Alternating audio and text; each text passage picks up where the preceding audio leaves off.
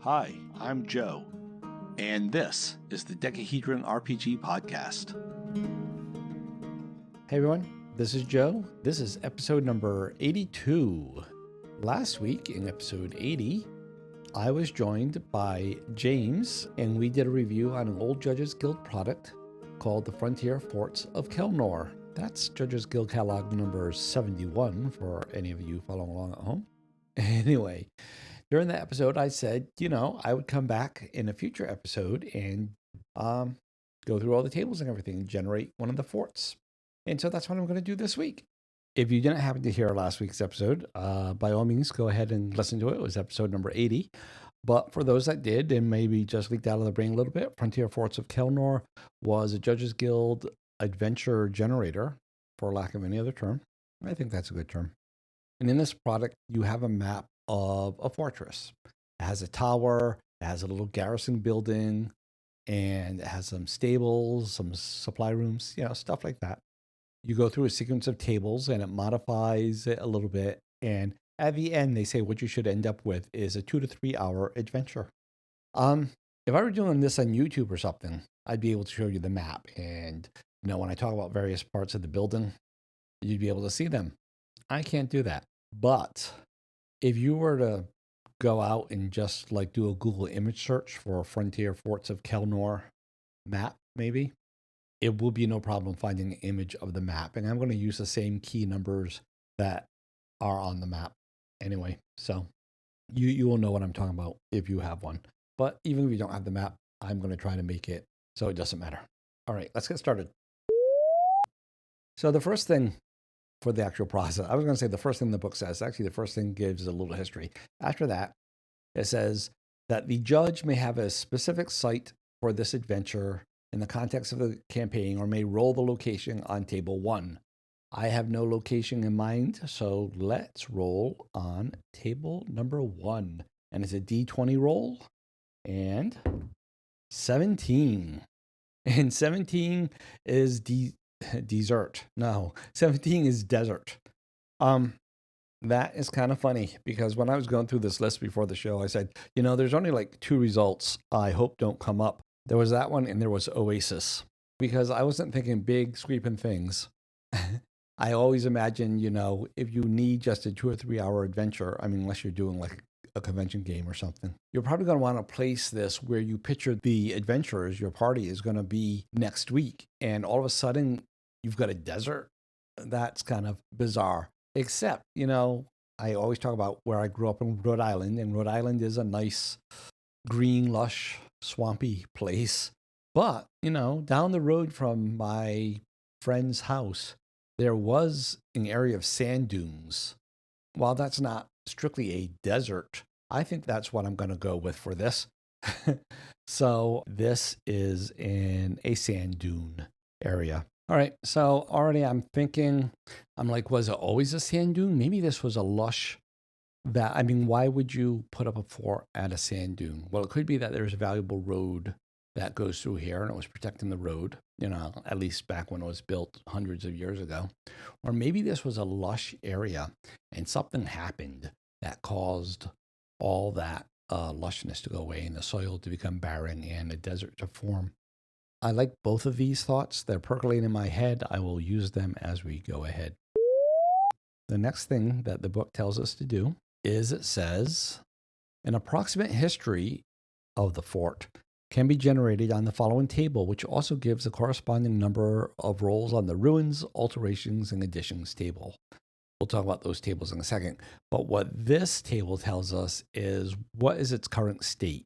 Is it in ruins? Is it fully fortified and everything and stuff like that? And it's a 1d6 roll. And I get a 4, occupied.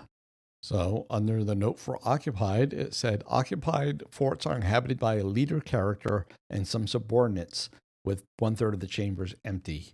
Only a few vermin would be present in the empty rooms. So this is pretty middle of the road. So it's occupied. And because it says a leader character or some subordinates, my initial thought is that it's something intelligent, like people or orcs or something like that, but not like a hydra or something.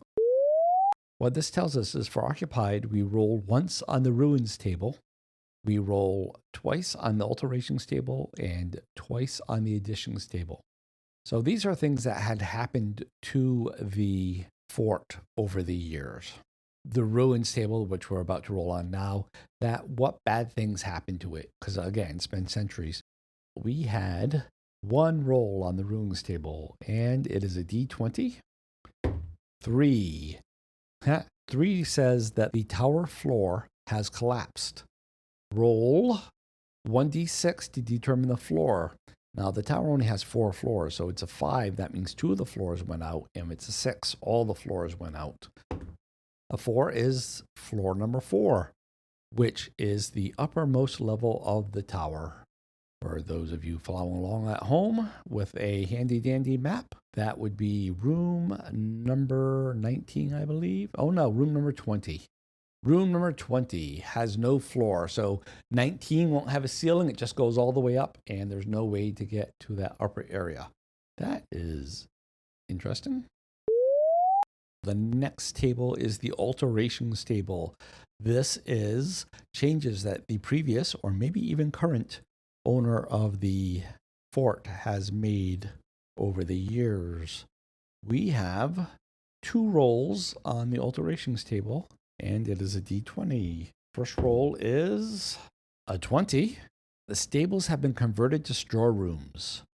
All right, so that tells me that whoever lives here now, not necessarily now, but, I'm going to say it's now, has needed more storage room, and they don't need stables. So whoever they are, they don't ride horses, and they have lots of stuff, lots of goods, maybe lots of treasure. Lots of treasure isn't necessarily the same as valuable treasure. Well, maybe it's all copper pieces. But anyway, we'll get there when we get there. But that's just things going through my head. The second roll is an 11. And it says that a wall has been built down the center length of the barracks. And that's room 18. That is interesting. Room 18 is a really big room. It's a very long room. It's a long, narrow room. And now we're saying we're building a wall along it, but we're doing it down the narrow way. Why would you do that? I'm thinking maybe you want to have more bunks in the barracks. So you have it on the wall so you can have another whole, well, actually 2 more rows of bunks. Could be. So the barracks room is like 25 feet wide and 95 feet long. So going down the middle would make it 12 and a half feet. So you could put bunks end to end there pretty easily. Not easily, but you could do it. Okay. I'm getting this vision. A man type. It's going to be a man type.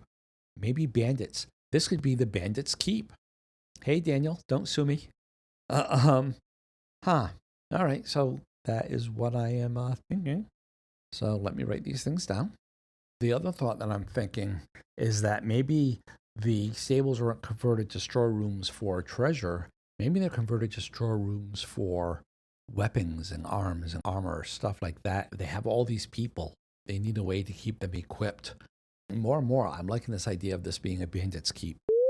Next, we have to roll on the additions table. These are things that were added on to the keep.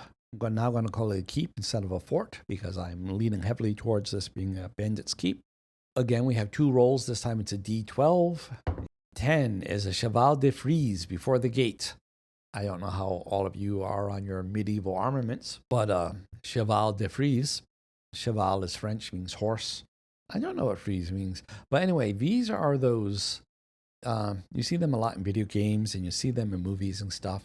This is where you have the big pieces of metal or wood that are formed together kind of like in teepee shape, only it comes out the sides, like maybe like a big jack or a really overgrown caltrop. And the whole idea is that a horse can't ride up to them and past them. They're being impaled on the spikes. That is something that would be kind of new and kind of modern, right? Because it was made out of wood. It would have rotted and corroded over time and stuff. So, yeah, again, these are people who do not want to be bothered. These are people who are prepping for war or to defend themselves.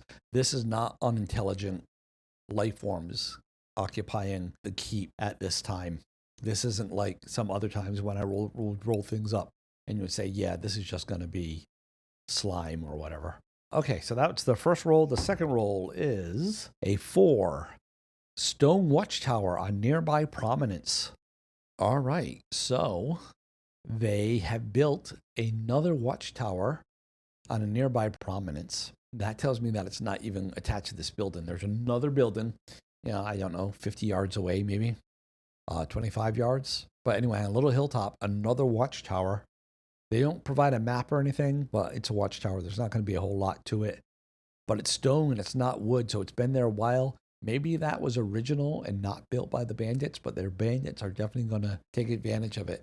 And also being a watchtower, that tells me that the party can't just waltz up to this if they're looking for trouble. They're going to have to use stealth. To recap, we have the keep built along some sand dunes with a nearby stone watchtower. And before the gate, and there's nothing that said that the gate is in ruin, so the gate is operational. They have a cheval de frise. And the tower, though, one of the highest most room that the floor has collapsed in. The barracks is divided, which tells me that there's a lot of bandits here. And the stables were converted to straw rooms, which tells me that they need a lot of gear. Let's see what's next. The book says, now that the physical setting has been determined, the judge must next produce the principal creature/leader involved with the fort in this adventure. The primary consideration at this point in a random encounter is the experience level and the number of people in the adventuring party. The judge must choose the opposition very carefully, depending on whether he or she wishes to give the party a light workout or an ultimate challenge. I'm not looking for a TPK here. I do want a little bit of a challenge in case, but something that the players should be able to handle if they use their wits. This whole bandits keep idea has kind of grown on me, so we are going to go with man types. We're going to go with bandits. We'll probably say that the leader is maybe a 3rd or 4th level. I'm making this for like 1st level characters, so they can take him, but they're going to have to work together. They're definitely going to have to find him on his own or have eliminated his henchmen. The rest will be like 1st level. He'll probably be a thief or a fighter, something like that. We'll see as we go on. What the book says is that occupied forts are inhabited by a leader character and some subordinates, with 1/3 of the chambers empty. Only a few vermin would be present in the empty rooms. 1/3 of the chamber is empty. Their intent is that you go through room by room, area by area, and you roll a 1d6, and on a 1 through 4, they're occupied. On a 5 or 6, they're empty. Or maybe on a 1 and 2, they're empty, and on the rest, they're occupied. Yeah, that's okay. That's not going to be the way I'm going to do it, though, because that's 20 rolls. We're not going to listen to me make 20 rolls. What I'm going to say instead is that, okay, there are 20 areas in the map, but 21 of that is close enough to that. So 1/3 of the rooms being empty, 1/3 of 21 is 7. So I'm just going to roll 7 times to generate what those 7 areas would be. And if I get any duplicates, that's okay, because it's about 1/3. It doesn't need to be exact. I can tell you right now that area 20 is going to be empty because that was the highest level of the tower that we said has collapsed. So I'm only going to roll 6 more times. And it's a D20. Like I said, there's 20 locations. So I just rolled a D20. I wonder if they did that on purpose. It's almost like too perfect. Area 16. I will tell you what all these are later. I'm writing them down first. 18. 15. And by empty, by the way, they don't mean like empty, there's nothing in it. By empty, they mean that there's no occupants. Number 1, number 4, and number 5. 1, 2, 3, 4, 5, 6, 7. So that is 7 empty areas, and that is good enough for me. And it says only a few vermin would be present in empty chambers. So in some of those empty rooms, I'm going to make a roll for things like rats or spiders or something. Vermin. Maybe one of them has some sort of dangerous, like a giant spider or something, and that's why it's empty. All right, so the rooms we said was number one. Oh, number one is the cellar. All right, that might make some sense there because it's downstairs. Next one is numbers 4 and 5. Oh, those are two of the crypts. So two of the crypts, but the third one isn't. And that's everything in the cellar. So, oh no, because there's two other crypts in the cellar. But 4 and 5 are on the far end of the cellar. So maybe, and because they're called crypts, that just puts bodies into my mind. So I'm thinking maybe there's some undead down in the cellar. And that is why they don't like to go down to the cellar, except areas 2 and 3 are going to be occupied. So maybe the maybe the undead are, it kind of says it in, I think in the AD&D Monster Manual, pretty much, but that they're undead, like zombies and skeletons, are like programmed to do a task and they won't deviate from it. So maybe it's one of those things, as long as nobody goes back there, they're not going to bother them, and they don't see the need to go to battle for something that's not bothering them right now. So maybe there's some undead there, and that would be some nuisance vermin. Interesting. All right. 15 and 16 are the commander's quarters and the executive's quarters. Again, these were right off the courtyard. There are two rooms adjacent to the mess hall, and these were supposed to be the commander's quarters and his executive's quarters. So those are empty. Maybe those are also being used as warehouses. Maybe they're also being used to store stuff. Maybe these bandits are planning something big. They have the numbers they have right now. Maybe they're trying to gather even more numbers, and they're going to try to raise a rebellion or a siege. Maybe not bandits like highway robbers, maybe not like Robin Hood, but maybe more like Vikings. So they're raiders, and they're getting ready to gather a group and to go on a raid. Instead of being sea Vikings doing it by boat, they're going to do it by land. Yeah, okay. I like this. I like the way this is coming together in my head. 15, 16, 18, and well, with 20, we already know what it is. Oh, I think 18 is another one of those. Yeah, it's another one of the tower floors. So what I'm going to do here is I'm going to override the dice.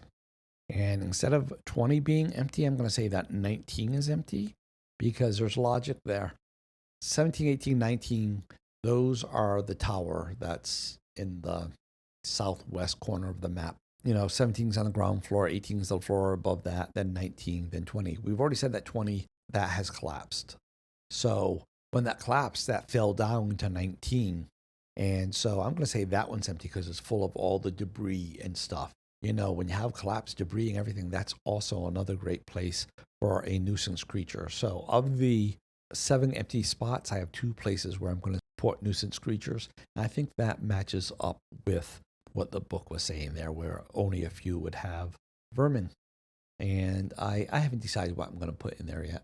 But it'll be something monstery, but little monstery, like giant rats or something. We'll get there when we get there. Back to the book. It says, if the judge does not have a specific chamber for the principal creature/leader to occupy, roll on the random location chart on page 7. I'm going to roll. Excellent chance I'm just going to ignore this roll. But had we not said that the commander's quarters were empty, I wouldn't have even made this roll, because I said, of course, the commander's going to be in the commander's quarters. But because we have said that it's an empty room that's being converted to storage, then I need to know where the commander hangs out. And the answer I get is room number 12, one of the storerooms. Okay, so the next paragraph in the book talks about principal creatures. We do not have a principal creature because we have a man-based encounter. So we have a leader, and that's the next paragraph.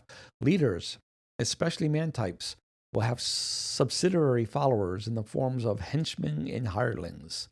The alignment of the leader and followers, if not set by the judge in reference to the campaign setup, may be determined by rolling on table 8 alignment. I'm not going to roll on that table because I'm picturing this being for OD&D, and therefore the alignment will be chaotic because they are bandits after all. But just for giggles, let's take a look at the table because I'm curious While this was approved for D&D and not AD&D, I'm wondering what alignment system they're using in this book. Let's take a look. Okay, so table 8. So that is the 9-point alignment system. That is interesting because this is a D&D book and not an AD&D book. And the 9-point alignment did not come out until AD&D. D&D used the 3-point alignment system, and the Holmes edition used the 5-point alignment system. The fact that this has the neutral good, neutral evil, chaotic, neutral, I'm a little boggled. Were people just using those even before? I don't know. Was there an issue of the Dragon or something that added the 9-point alignment system before the AD&D Player's Handbook? I'm a little baffled there. If you know the answer, send me some feedback, please. The other thing I'm wondering is the one I have is the second edition cover, not the one that came out with issue T. And in issue T, they talk about how AD&D was just coming out and none of their stuff was approved for it yet. And they hadn't looked through the stuff in the books to incorporate it yet. So I wonder if by the time this one came out, they had. And I wonder if I find the actual issue T version, if that's different. I saw some on eBay. I might have to grab a copy now just to satiate my curiosity. Anyway, I'll roll just to see if it entertains me. Oh, and this is a percentile roll, which is interesting. I'm just looking at the split here to see why they went with percentile for just 9 options. Why not just use a D10 and say ignore whatever? Or, yeah, they pretty much give everything a straight 10 with some exceptions. Chaotic neutral, lawful evil, lawful neutral, all have like the 11 option. True neutral has 13. So somewhere there's another number missing. Anyway, interesting. But like I said, I had already decided on chaotic, but the roll was a 70. So if I was using this table, it would be neutral evil. Again, because I'm using the 3-point alignment system, that's pretty much the same thing anyway. So since men types, oh, by the way, I'm reading from the book. Since men types have many options of behavior, location, class, the next series of tables, in other words, a lot of words to say, to generate this. So it goes on to say that some vocations may conflict with the alignments as rolled. The judge may roll again or adjust to suit. Of course, I would just adjust things because that's how I am. So we are heading towards table 9. By the way, I just found one of the tables. I didn't really see it referenced in the text, but maybe I did. I ignored it because I had already decided that this was going to be a bandit's keep by the time we got there. But I'm just going to roll anyway for the type of structure that this is, which is occupied. If I were going to go by the tables, let's see, I rolled a 15. That would be that this was inhabited by a gnome. Gnome bandits, a gnome uprising.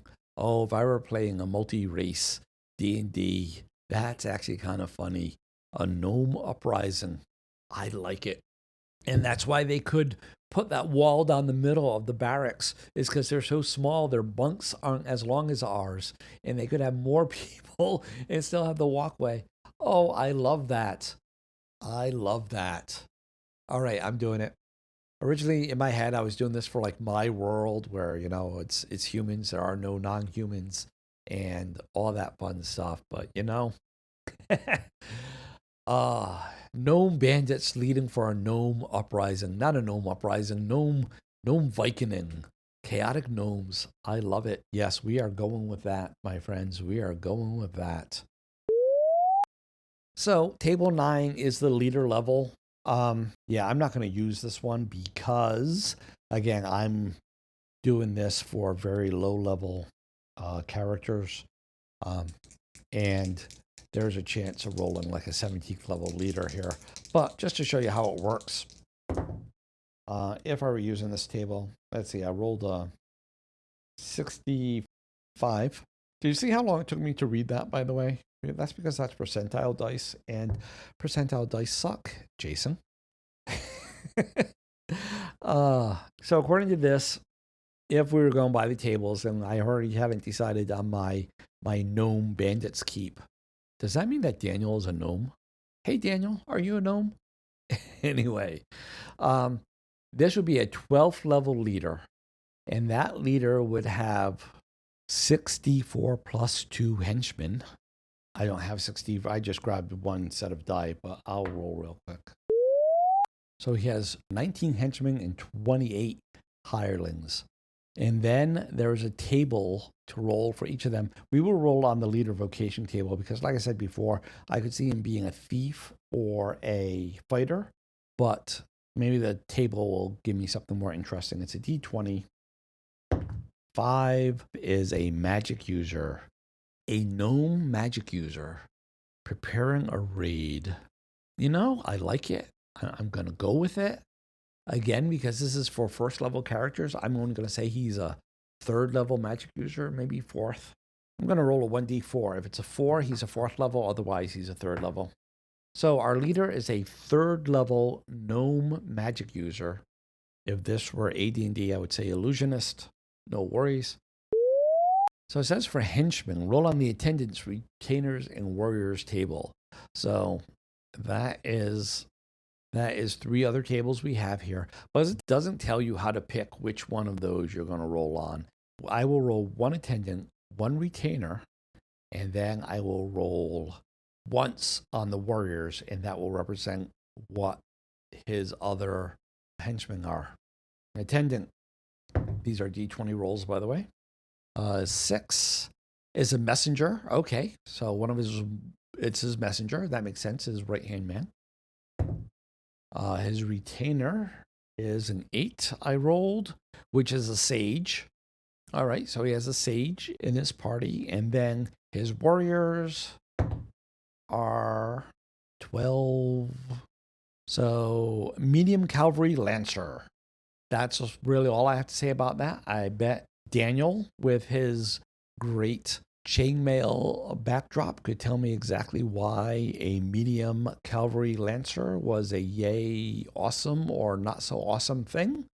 You know what? Actually, I'm going to override the dice on this for that matter, because we converted the stables, right? And I said way up then, well, that makes it because whoever it is has no need for horses. So I'm just re-rolling that. And this, I have medium foot swordsman. So, yeah, the categories here, I'm saying this for Daniel, so in hopes that he could call and enlighten me to let me know if maybe these are chainmail categories. We have lightfoot spearman, lightfoot bowman, lightfoot swordsman, then medium foot, all, same 3, and then heavy foot, all 3. I'm pretty sure that light, medium, heavy is the armor, right? It's going to be leather, chain, and plate. I kind of remember that from listening to Daniel's show. In foot versus cavalry, that's pretty obvious. But spear versus bow versus sword. So yeah, maybe it's as simple as that, and it doesn't relate anything to chainmail at all. Hey, Daniel, are you listening? Could you call in and shed some light, please? Awesome. Thanks. That's what we're going with is he has medium foot swordsman. So I'm going to say that it's gnomes in chain with swords. And then hirelings roll on servant and warriors table. I will roll once in servants, and I'll pretty much the same. So one of his hirelings is an 11, which is a handmaiden. A handmaiden is a woman that serves a noble woman, right? So that tells me that my gnome mage is a female, and the hireling is her handmaiden, and her hireling warriors are, again, that's cavalry. Although, you know what? Rather than re-rolling that, I'm going to just substitute foot for cavalry. And so it says heavy cavalry bowman. I'm going to say that means it's a heavy foot bowman, heavy foot archers. So well-armored archers. There we go. So if I were going by those, and that's a lot, and that would explain why they did that. So we have a whole bunch of footmen who wear chain We have a whole bunch of archers that wear plate and a few others here and there. That is a lot, but that's not unreasonable. That fits the story well. And so what that tells me is that this adventure is not going to be a go in and clear out this keep, because there is no way that a group of first level adventurers is going to go and take on soldiers, even if they are gnomes, and a gnome mage. So it's either going to be a very specialized kill the leader mission, go take out the magic user, nothing else, or it's going to be a go negotiate mission, maybe, or it's going to be a retrieve the item mission. All three of those I like. So James was complaining about the insect table. So I said I was looking for something that was going to have to live in that room 19 where all the debris was from the collapse of the ceiling. So insects make sense. And I rolled an 8, which is flies, but I saw centipedes. And, when I think about being in the woods and rotten timber and everything, centipedes seems like a natural fit. So I'm not even going to worry about the die roll. I'm going to say that there's centipedes in there. I'm not going to say giant centipedes. I am going to say large centipedes. I'm going to say that they do have poison, but it's going to be a weak poison, won't kill, whatever. That is it for the process, because the next thing it says is, at the end, there are a whole bunch of optional tables that you might want to use. But it also says, as an alternative to using Table 6, Principal Creature Leader, the judge may utilize the appropriate section of Table 17 to produce the major inhabitant. And Table 17 it's broken up into 3 sections, A, B, and C. It doesn't give you any guidance at all, but looking at them, it looks roughly like they're broken down by level. Section A is lower level creatures because it has like kobolds on it, whereas Section B is like medium level, has like a basilisk and stuff. Section C is higher level, has like an Umbra Hulk. I'll give it a roll, but I like what I have. But just to show you what an alternative might have been. 15 were-rats. Oh, I actually like that. And that says number parent D4. So one were-rat could have been in charge of this area instead. I've grown attached to my female gnome wizard leading her raiding band of bandits to terrorize the land.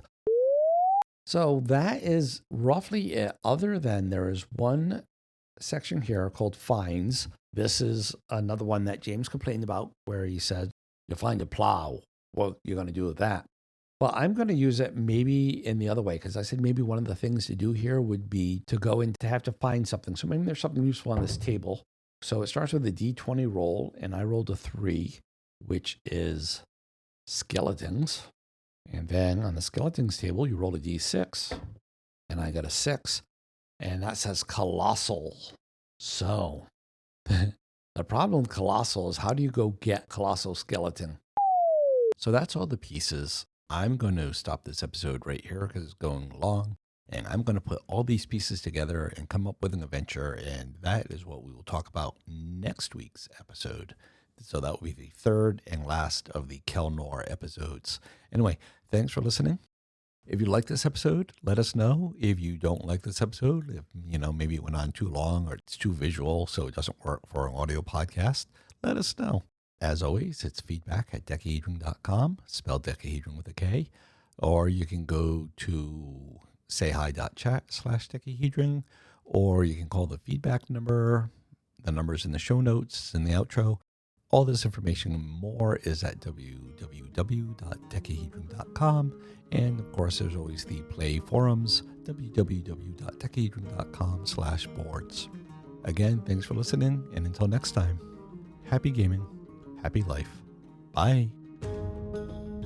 We hope you enjoyed this episode of the Decahedron RPG Cast. We'd love to hear from you. You can leave us a voice message by calling 562-774-2278. That's 562-RPG-CAST. Or by visiting sayhi.chat/decahedron. You can also email us at feedback@decahedron.com. Links are in the show notes. For more information, visit decahedron.com. Remember that Decahedron is spelled with a K. Music is by Kevin MacLeod. Logos by Design Cat.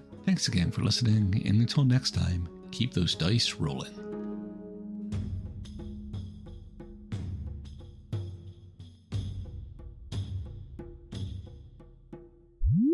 I've always thought about running a convention game, but that imposter syndrome, even though I've been GMing for like 40 years now, more than that.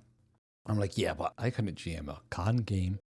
But there's those people that like do those special theme ones where they kind of do it every year. Like I think I hear like someone does like B1 every year or something. I could do like Kelnore every year. That might be kind of cool.